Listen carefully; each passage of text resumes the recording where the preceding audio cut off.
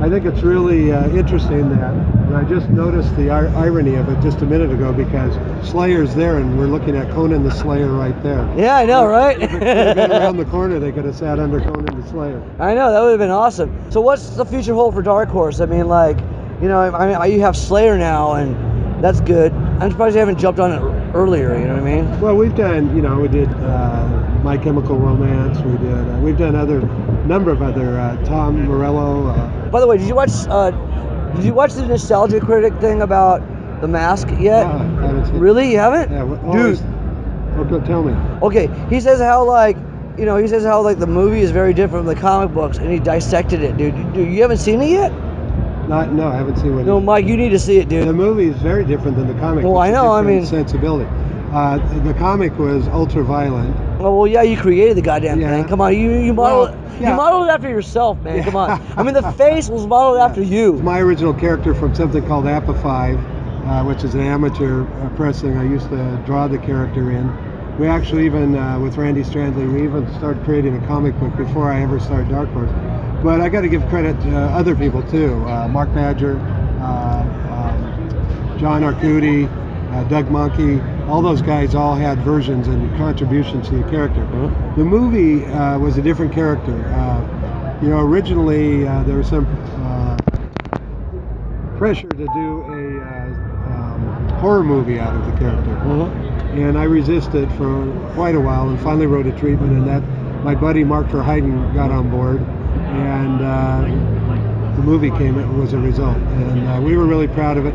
Jim was unknown at the time. So he was great. Cameron had never been on screen before. She turned 21 on the set. I know. I remember the whole thing from Entertainment Weekly. Yeah. So I'm still getting royalties 22 years later. So it's pretty great. 22 years? Oh shit! Yeah. Makes you feel older. Ah, shut up. But you know, the thing that people don't realize is that The Mask was knocked out of first place. It went out of circulation. We put it back in a month or two later, and it went back to #1 on the box office. It got knocked out of by a movie I co-wrote, Time Cop. So I remember that. Time Cop was #1 and Mask was #2 and 3. Yeah, but like, so you haven't seen that like video with Nostalgia Critic talking about The Mask, the comic versus the movie at all? No, I'm gonna go look it up. Dude, it's like he dissects it because like he's like, oh my god, this, like Stanley Ipkiss was so like mean spirited and blah blah blah this and blah blah blah that. There's scenes though from the comic, from John's comic, that are went right into the movie versions of that. So did you move your store? So you told me last time I talked to you, like was 2 years ago. You were moving your store to like you were at City Walk. Yeah, and we moved it from one end and much larger now next to the theater.